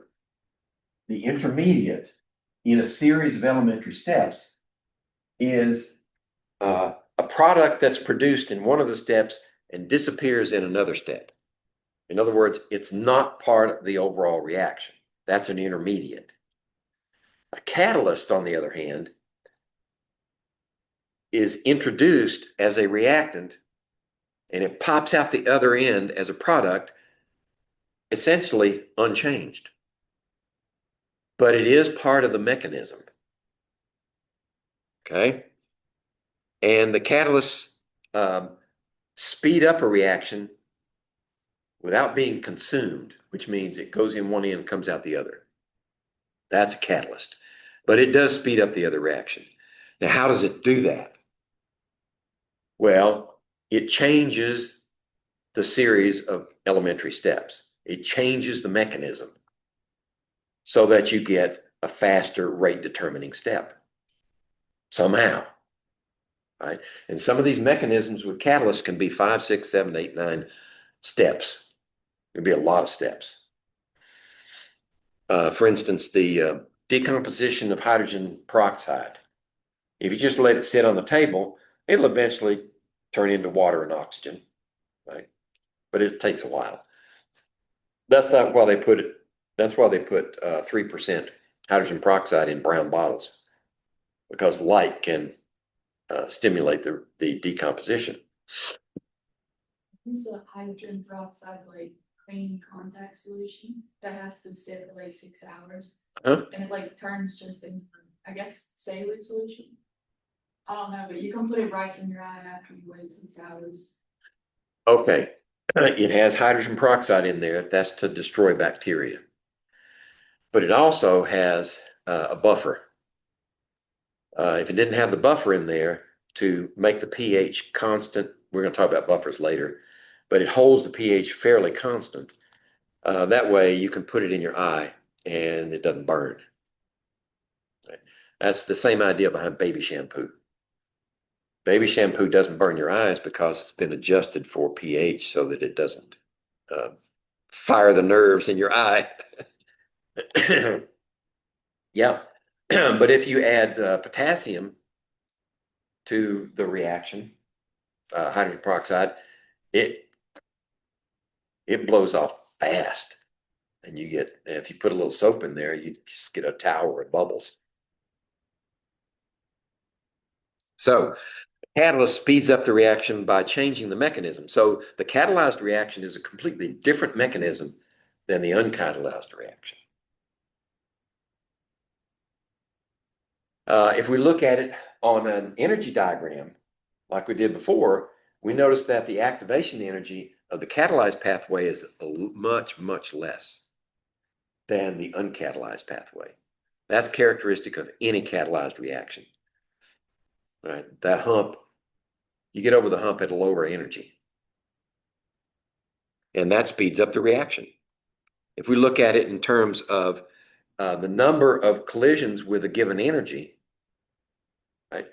Even if the temperature is the same, which means you have the same number of collisions with the same energies, what a catalyst does is it moves the activation energy to the left, so it captures more molecules with sufficient energy.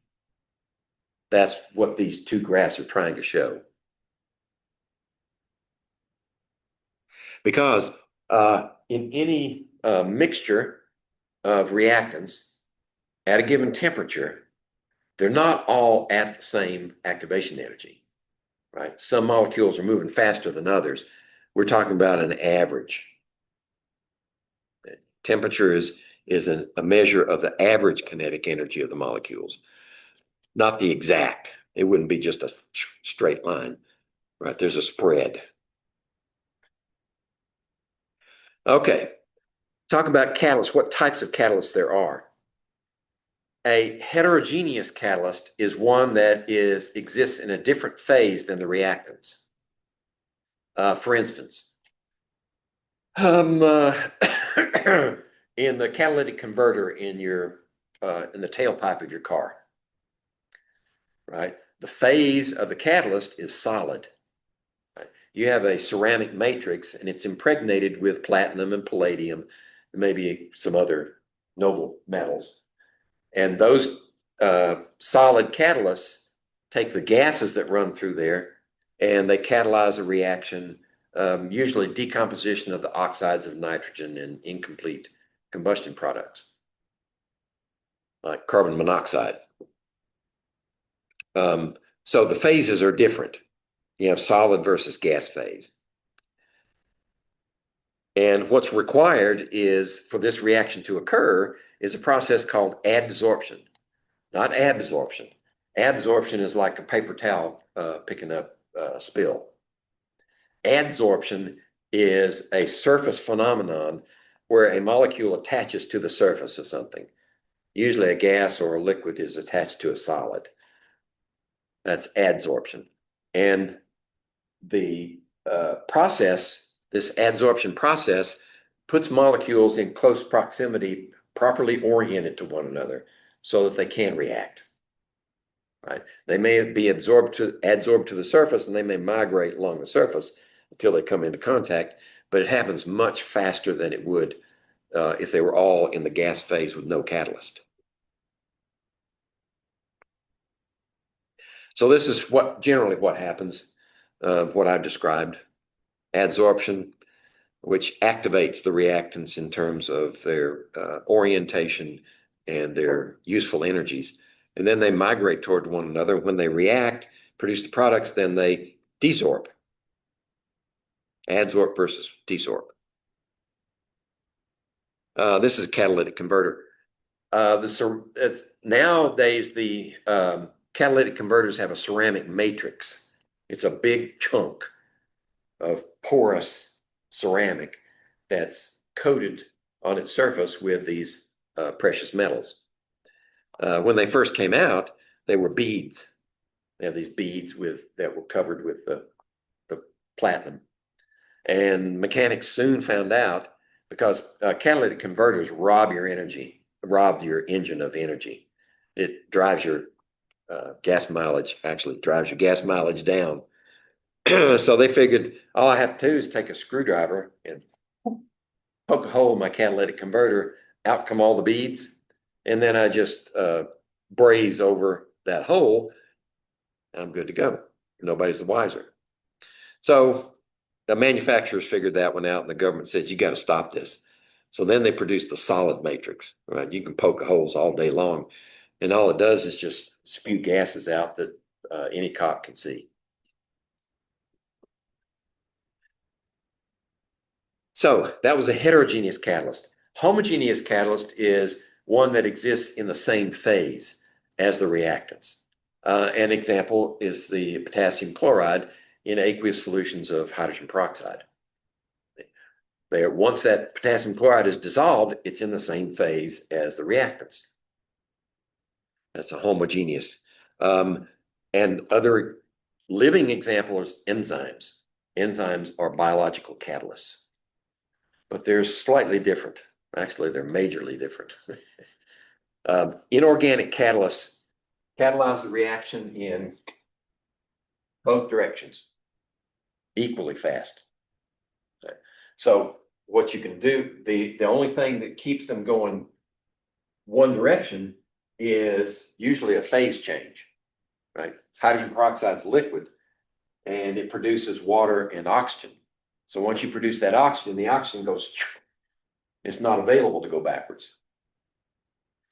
But enzymes are very selective. So one enzyme will go this direction, and it takes another enzyme to go the other direction. They're selective. And that's how our cells control reactions, right? You need an enzyme to go that direction. You need another one if you're going backwards.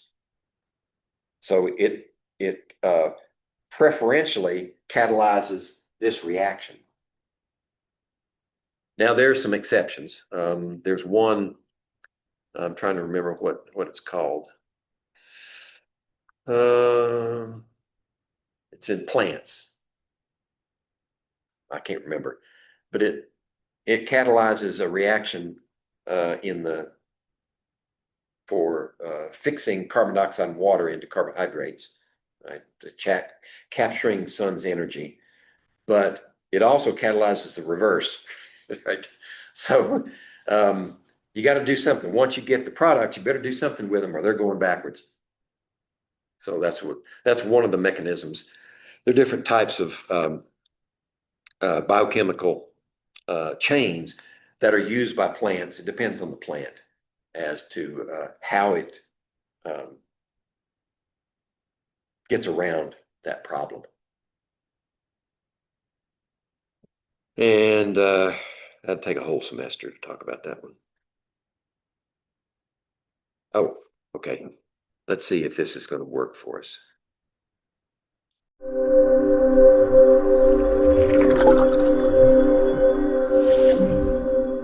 can try yours. So that's the technique. Just dump it right in and see what happens. Oh wow. Okay. Okay. So Whoa. we're releasing Okay. lots and lots of oxygen gas. Okay. So why don't you go ahead and do yours now? Yours is a little bit different container. It's got, just dump it in really quick. Okay. Perfect. Yours is like more.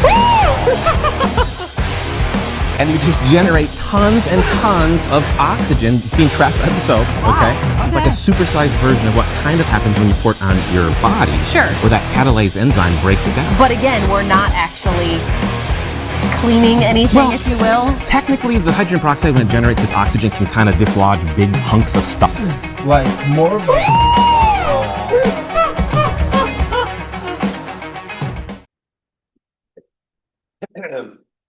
He mentioned catalase. The reaction that they're doing there is hydrogen peroxide to water and oxygen. And let's see, got to balance this equation. So I got 3 over here. So what if I put 2 here and 2 here? I think that works. So what they're using is potassium. Right? That's an inorganic catalyst. In your bodies, you have an enzyme called catalase. Actually, catalase is fairly ubiquitous. You can find it everywhere.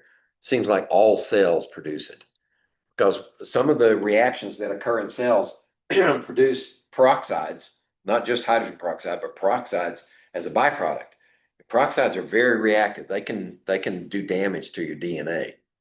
So we have this enzyme in there that when it sees one of these, it breaks it apart before it can do damage.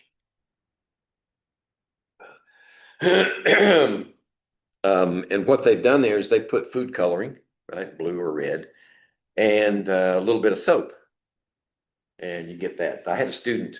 This was at Southern West Virginia Community and Technical College in Logan.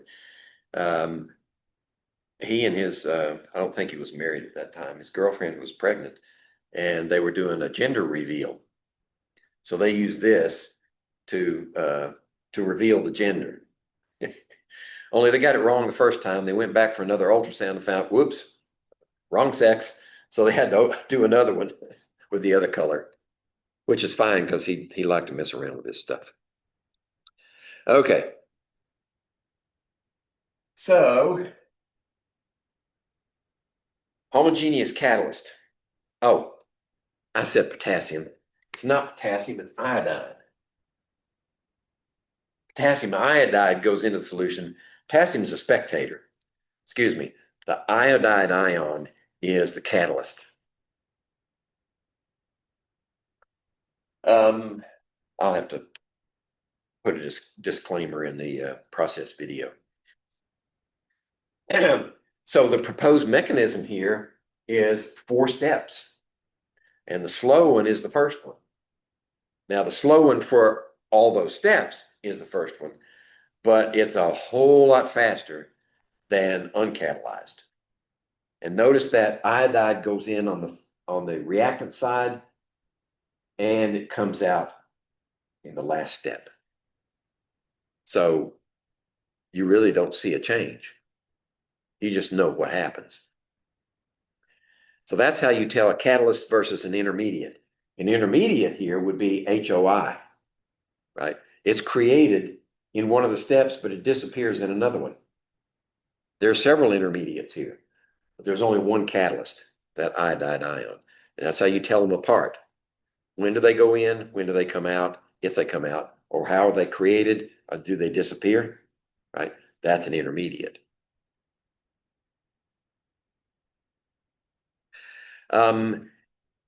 Here's a problem relative to ozone in the upper atmosphere. If we produce nitrogen monoxide in lots of a sufficient quantity, it will eventually drift to the upper atmosphere and affect the ozone layer. Ozone is very, very good ultraviolet trap. Right? It keeps the surface of the earth from being cooked along with its living systems. But it's continuously produced and just destroyed at a natural level so that we have a fairly constant level until we introduced catalysts. Nitric oxide or nitrogen monoxide is one of those catalysts that's produced by incomplete combustion. And once it gets up there, it will catalyze the decomposition of ozone and produce what scientists discovered at the poles as ozone holes. That's one of the molecules. NO. Notice NO goes in one end, comes out the other.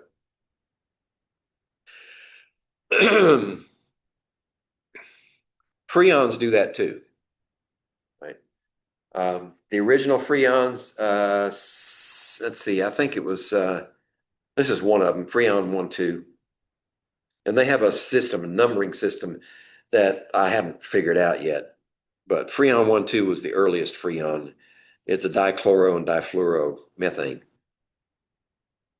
And when it gets up there, this freon, when it gets in the upper atmosphere, ultraviolet light breaks it apart and produces these free radicals, right? Unpaired electrons, very, very reactive. And they react with ozone and break it down. And the thing about the catalyst is, once you get one up there, it stays there until ultraviolet light does something else to it, right? It just keeps going on. It hits one ozone, and then when it's finished there, it hits another one, it hits another one, and it's very destructive.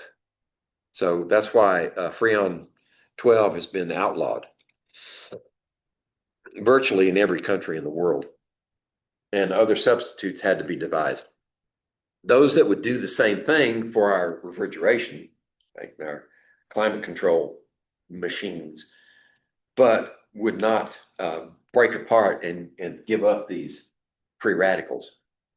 Those are the rascals. All right, takes care of that. Stop the share. And that's really all we can say about it for now. Okay, so I gave you a copy of Molar Mass by Freezing Point Depression. I'll show this to the viewing audience. It does have a pre-lab question that you have to work through. And when you prepare your lab notebook for the lab that we do next week on 16th, this will be this pre-lab question has to be worked out in your lab notebook. There are post-lab questions, right? You just need spaces for those. There's very little data that's collected. Well, actually, there's a lot of data that's collected. I'll take that back, because we're going to do 2 experiments, and we're going to watch. We're going to watch the temperature over time, right? And it's going to decrease like this. The temperature is going to come down over time, and then when it starts to form the solid, this is the liquid. When it first forms the solid, it'll go shh, like that. Now, typically what we do is we extend this line here and extend this line here and this in here somewhere. Say if this is not perfectly level, then this would be our freezing point when it turns to a solid. And we do that with a pure solvent, and we do it with the solvent plus the solute combination. And the combination should have a lower freezing point. It ought to go down here like that. And the difference between these two is our delta T. Then we can use our colligative property, right? Remember, delta T equals I times molality times the K for freezing point for the solvent. And we can find out from that what the molality is of the solution and use the masses that we measured along with this value, which we extract the moles of the substance and mass per moles. That gives us molar mass. There's a video. Right. There's a video in Brightspace that goes through this. It would be in the 104 Brightspace course. And it step by step, what's going to happen. Actually, I think I've got I hope I have. If I don't, let me know. There's a video in there where I'm doing the experiment. And I got a GoPro on my head and you see me doing all the stuff. And that will show you what you can expect when you go in the lab. And I'll check your notebooks to see if they're set up right for that. If you're not here, let's see, Matthew, you've already sent me yours. That's fine. But I need to check your notebook for today for first check, just set up properly. Right. So Olivia, when you watch this, be sure and send me your first notebook check in Brightspace before the penalties become subtract too much from your score. Okay. So that's it for kinetics. Next week, before we go in the lab, we'll do a review using version 2 of the review document.